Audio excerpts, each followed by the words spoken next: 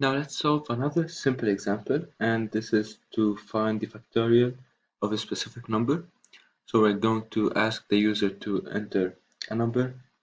First of all, we store it in input, imp, and then convert it to a number using the int method.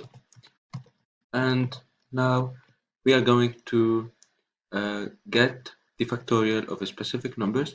First of all of the negative numbers don't have factorials, so first thing we're going to check if the number is less than 0, then we're simply going to print that the factorial does not exist. So factorial doesn't exist.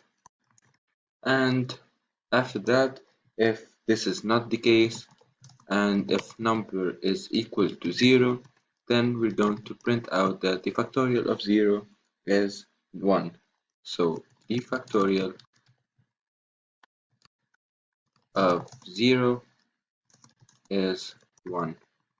And finally, if both of these cases were not satisfied, then it is surely this number is a positive number, and we need to compute the factorial of this number called num. So else we are going to pass through all of the elements between 1 and the number itself, and to do that we can simply use the for method, for loop, and for I in range of, we said that starting at 1 and finishing at this number plus 1 to include the number itself. Then we're going to multiply each number. So let's create a number factorial called 1 outside. We can't create it as 0 since we are going to multiply every I here with this number. So we can say factorial of factorial equal to factorial times I, since the first factorial will be equal to 0, and then this will lead to having zeros anytime we enter a number. So to fix that, we will simply add 1 here, and then let's print out this factorial. So let me just make it a little nicer. So the factorial of, and then we're going to add the number, and then is, and finally add factorial, and this is it basically. Let's run this code, enter a number. So let's suppose I entered -5. It's going to print factorial doesn't exist. Let's run it one more time, and I'll type 0. I'm going to get the factorial of 0 is 1, and lastly let me type 6, and the factorial of 6 is 720. Now this is a simple code or simple exercise. Let's move on to a little bit more complicated one, and this is to find the Fibonacci sequence. First of all, let me explain what Fibonacci sequence is, and basically this sequence is the summation of each two numbers. So first of all, we have the number 0 and 1, and how this sequence works is that we are going to add the previous two numbers. In this case, we have 0 and 1, so 0 plus 1 will give us 1, and then we are going to add 1 plus 1, we're going to get 2, then 1 plus 2, 3, then 2 plus 3, 5, then 3 plus 5, 8, 8 plus 5, 13, and so on. So this is how we are going to compute the Fibonacci sequence. And let me start with our code. So the first thing we're going to do is to check if the number of terms the user is going to provide us with is negative, and if the number of terms is negative, then we have an error. So we're going to ask him to enter the number of terms again. So we are going to expect from the user to enter a positive number to indicate how many elements should we print from the sequence, and this is an infinite sequence since every time we can add the two numbers and we're not going to AND since we can simply add 8 plus 13, 21, then 21 plus 13 and so on and so forth, and we are going to ask the user to enter a number. In this case, let's suppose he enters the number 5, so we're going to print out the first 5 elements of the Fibonacci sequence. So the first 5 elements are 0, 1, 1, 2, and 3.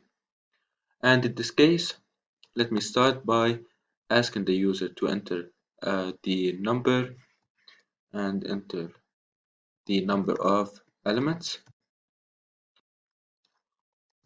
and then convert this string into a number, so as usual. And first thing we're going to do is to check if this number is negative. If this number is negative or equal to 0, we're going to print that please enter a positive number. And in this case, let me just put it in a string using quotations, and then if this is not the case, we're going to do something else.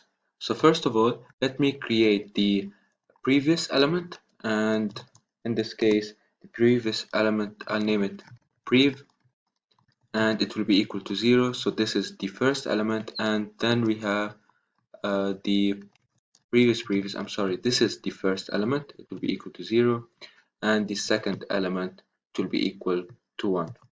And you'll understand it in a bit.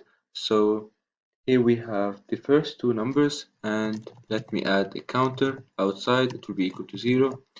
And now, if this is not the case and the number is not less or equal to 0, it might be equal to 1. And in this case, if the number is equal to 1, then we're going to simply print out the first brief. And of course, if this is also not the case, we are going to create a while loop and work in it. So first of all, since number is not less or equal to 0 and number is not equal to 1, then it is surely greater than 1. And in this case, each number greater than 1, we're going to pass through the while loop we're going to create, and this while loop will hold until counter is greater than the number of terms, and while counter is less than this number, we're going to print the number as here. So we're going to print the result, and let me just print before the number prev, then print out the number prev, and go to this while loop. We're going to print the result, and this result will be equal to previous plus previous of the previous. And after printing this result, now our previous will be equal to previous.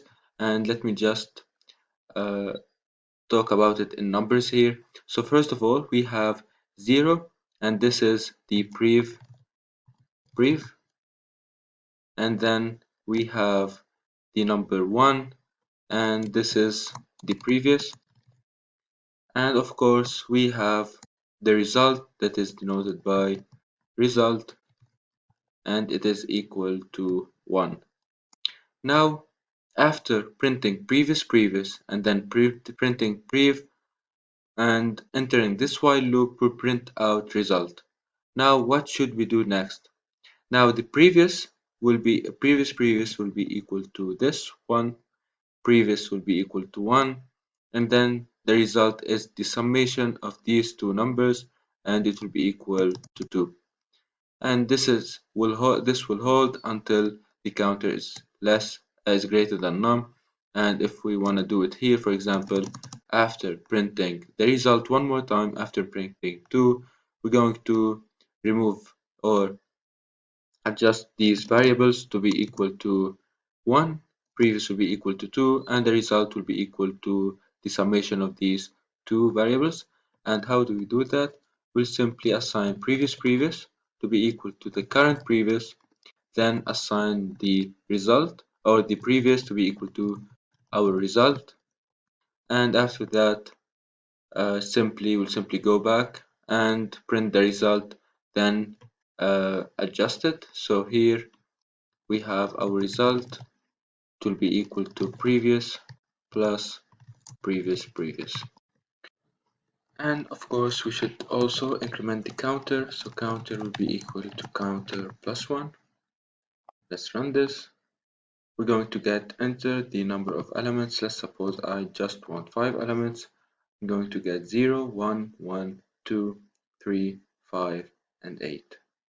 And as you can notice here that we got 7 elements instead of 5, and this is because we already print out previous and previous outside our while loop.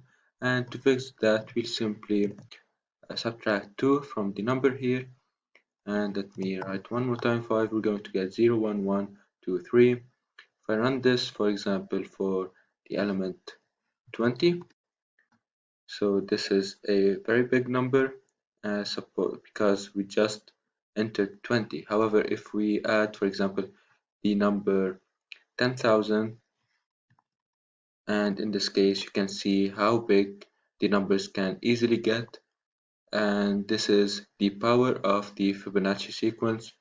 Whenever we add two numbers and for example a considerable amount of time, they will get really big fastly.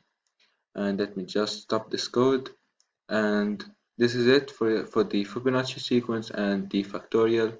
With that being said, this is the end of this video. In the next video we'll see some other examples also. So see you then.